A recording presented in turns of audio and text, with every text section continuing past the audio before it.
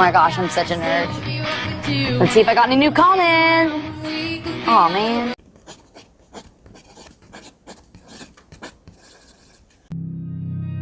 This story will break your heart. It will make you sad, but it will also have you asking so many questions. Kelly Bryant was living in a townhome in Oakland County, Michigan with her 4 children. Then she moved sometime around 2020 or 2021. When she moved, one of the 4 children went with her. The other 3 stayed. They didn't stay with their father or any relative or any other adult. They stayed in that townhome alone, day after day, week after week, month after month, year after year, not knowing or understanding basic hygiene. The house became filthy, yet the children stayed inside 24/7, 365. You need to leave! And now finally, in 2025, they have been rescued. Today, the charges are 3 counts of child abuse in the 1st degree. Clock that T. Clock it. Clock that T. Clock it. Clock that. This is the most serious charge for child abuse, and if convicted, Ms. Bryant could face a sentence of up to life in prison. In the swear-to this morning, on the record, it was stated that in 2019, suspect Kelly Bryant was living at the home, which I'm not disclosing the address at this time, in Pontiac, Michigan, with her 4 children. At some point between 20 and 2021, the suspect moved out of her home, leaving 3 of her children abandoned in that location, while 1 of her children went to live with their father. On February 14th, 2025, police were called to the home by the landlord. Police learned that the landlord was concerned for the welfare of Ms. Bryant, who had not paid rent on the property since October of 2024. Police entered with the landlord and discovered her 3 children, ages 12, 13, and 15. Her daughters were hiding in a bathroom that was filled with feces, piles of trash, and completely non-functional, while her son was hiding in another room. Police were astonished to find anyone in the location because it appeared to be uninhabitable, with piles of garbage and refuse several feet high, including large amounts of human excrement. What the hell is even that? The children were afraid to come out of their hiding places and to speak with the police. Police had to repeatedly advise the children that they were there to help and they were safe. The children's bodies and clothing were covered in feces, and the girls had difficulty physically walking outside of the residence. Dang! In addition to the physical difficulty, they appeared to be and were immediately overstimulated upon leaving the residence. All 3 children were transported via ambulance to the hospital and showed signs of severe neglect. At the hospital, the children struggled with completing basic hygiene tasks like flushing a toilet and brushing their teeth because they had not done it in years. Damn! The children were forensically interviewed and described having virtually no physical contact with their mother, suspect Bryant, or the outside world in several years. The girls had not left the residence in several years, and her son had only left the home to go into the yard approximately 2 times, never venturing away from the house more than to check the mailbox. During his interview, her son stated that he would text their mother when their food supply was running low and she would have food delivered to the residence. The children shared that during the years they were concealed in the home, their suspect Bryant failed to provide toilet paper, soap, or shampoo. The defendant instructed the kids that they were not to answer the door or leave the house. All 3 children expressed fear about what their mother's response would be if they left the home. Defendant concealed the children from family and friends and lied about who was caring for the kids and their whereabouts. Why the fuck you lying? Why you always lying? The defendant took the active steps of lying and concealing to make sure the children went undiscovered and she took these actions knowing that her children would suffer serious physical and emotional harm as a result. Those are the statements made in the swear-to this morning. And again, these are allegations. They are conditioned in those circumstances. So what keeps them surviving is the fact that this is all they know.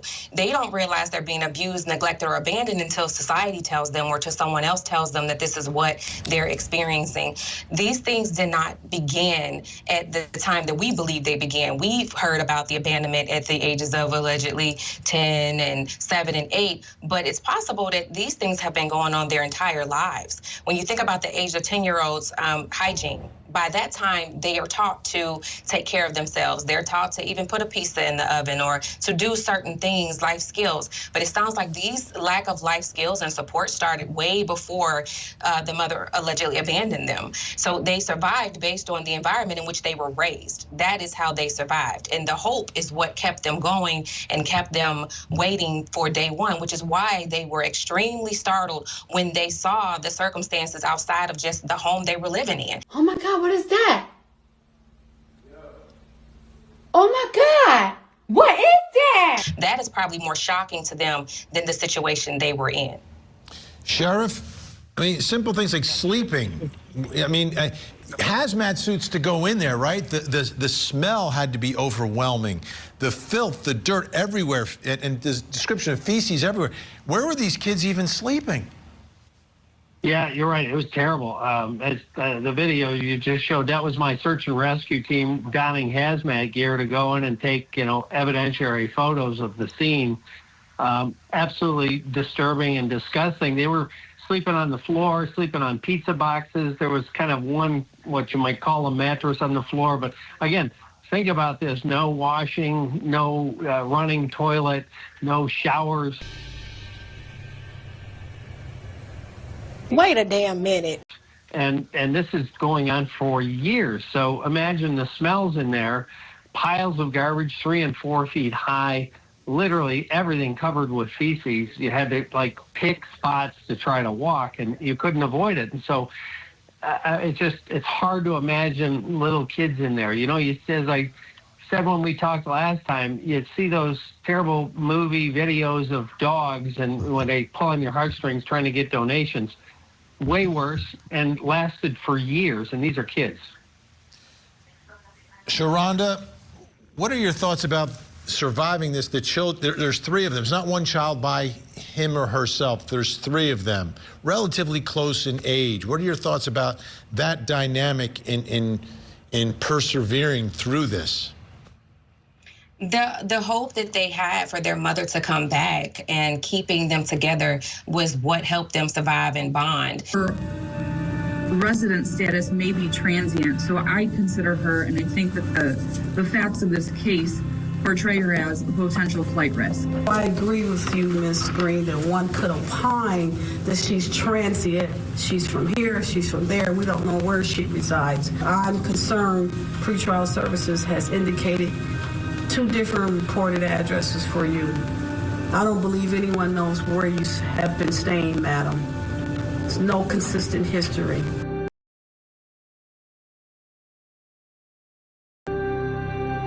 So this accused squalor mom, transient, no real address, but there's a townhome with her children in it, but she's not there. Brings us to the next question in our investigation. Where was their mom? Clock it. Clock that T. Clock it. Clock that T. We know where the kids were. They didn't leave that house. They did not leave that house, but where was her mom? So many have been wondering where Bryant herself lived while her children sat in isolation. Court documents show 2 addresses. At one of them, I talked to a woman who confirmed Bryant was living here. Were you guys living together? The house is about 6 minutes away from where Bryant's children were. The woman behind the door telling me that Bryant always told them the kids were with their dad, and Bryant actually played with other people's kids.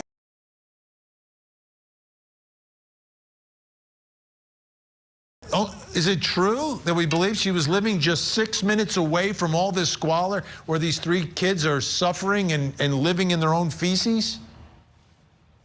Our detectives found her at a different residence in Pontiac. That's where we arrested her. And do we have any idea of the type of life she was living? Was it clear? I mean, was she in squalor? By no indication, she was not in squalor that we've seen. It was, I don't know. All I can characterize it as she left the kids in a situation no one would leave a pet in, and then went on with her life. All of this, was she? How much communication, if any, was there between her and the children? Very little. The communication was between the oldest, the boy. They were all afraid to do anything, to leave, to go out. The young boy, who was the oldest in the situation, went out twice, once to check the mail, and once because he wanted to see what the grass felt like. Oh my God! Wow! Which is heartbreaking. So everybody else was, the girls were afraid to do anything, to go out, to communicate with anybody else. So they had no human adult contact, let alone loving contact or guidance or education. So that tells me that she had been paying rent for years. Yeah, she had been paying rent, and in the beginning, the food deliveries were maybe a little more regular, but towards the end, they were less regular, and even sometimes, a loaf of bread that would be required to last for many days. So, that was kind of going on while the different other things, as you mentioned, the lack of rent payments stopped somewhere in October, and the landlord hadn't had contact with the tenant, which was the woman, according, to the documents and in his mind. So he actually contacted us to do a welfare check for the woman that he thought something might be wrong. She hasn't, been in contact, and she hasn't been paying her rent. And so we went to the home thinking we were checking the welfare of a young lady, the mom, and in fact found this horrific situation had been going on for years with her full knowledge and participation. Trash was piled, in some places 3 and 4 foot high. Everything was covered with feces and trash. The toilet had become non-functional, and the bathtub was filled with feces. That's the kind of situation these poor kids had been living in for years, not just hours or days, for years. And so when you have the complete lack of hygiene, a complete breakdown of basic living conditions that they were subjected to. And to get a little deeper into that, detectives have narrowed down the initial abandonment they believe to be somewhere in the spring to summer of 2020. Obviously, COVID played a little part in the disconnect potentially with schools and school communications.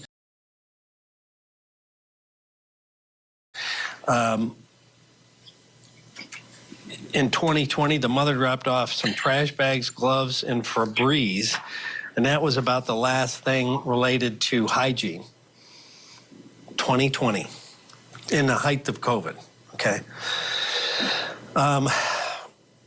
Towards the end, the children apparently were getting a loaf of bread dropped off that was intended to last 3 to 4 days. 2020.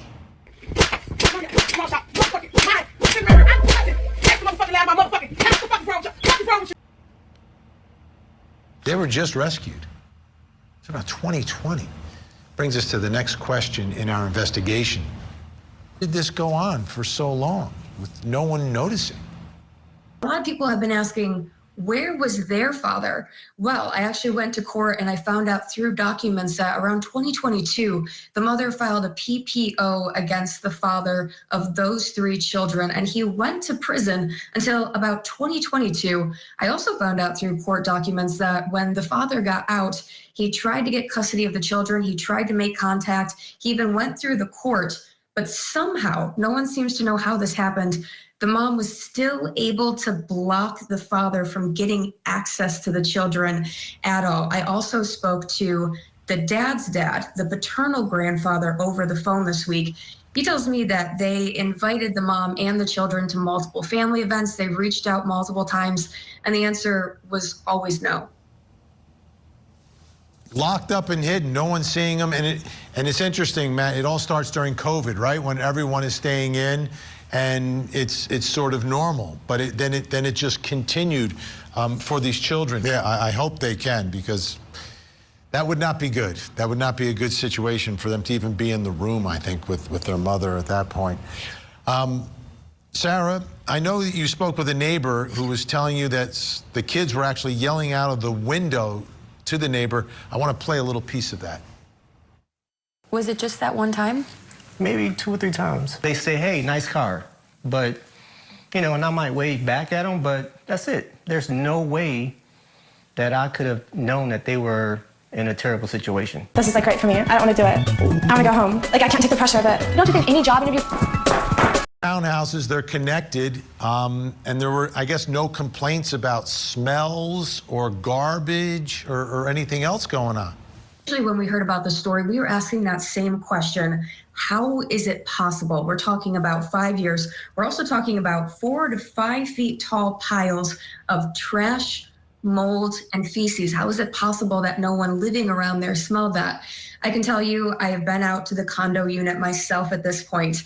I went out there before investigators opened up the windows and the doors.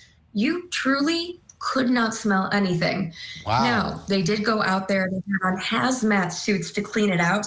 And Vidi, as soon as they opened up the door and windows in those hazmat suits, the smell that came out of there, I have never in my life smelled anything like that. It was repugnant. It smelled like exactly what I described the scene to be. But before that, I can say from experience, you truly could not smell anything. That's amazing. And one of the other things that the mother allegedly instructed the kids, don't answer the door. Because if someone knocked on the door, whether it's, you know, a delivery or someone accidentally knocking the door, you open the door, you're going to see it, you're going to smell it, and something's going to happen. Let me ask you, Matt, mom had custody, dad was seemingly fighting for custody, was rebuked. Is there anyone else in this that would have any legal responsibility for what happened to those children?